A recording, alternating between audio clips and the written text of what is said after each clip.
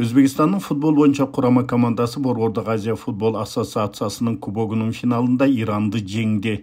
Oyun 8 сентябрда Ташкенттеги жаңы Олимпик стадионунда болуп, кожоюндардын кошумча убакыттагы жеңиши менен аяктады 1-0.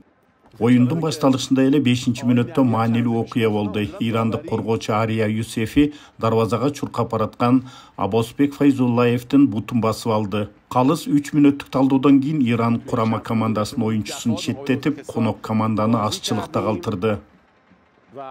Сандык артыкчылыкка карабастан өзбекстандыктар негизги убакытта гол киргизе алышкан жок. Oyundun негизги убактысы 0-0 эсебинде аяктады. Жана бул Өзбекстан менен Ирандын ортосундагы oyundun негизги убактысы тең чыгуу менен аяктаган 5-учур болду. Oyun кошумча убакытка өттү. Чечүүчү учур 119 мүнөттө гана келди. Коргоочу Хажиакбар Алижанов башы менен топту дарвазага киргизип, Өзбекстанга жеңиш алып келди. Özbekistan 1, İran 0.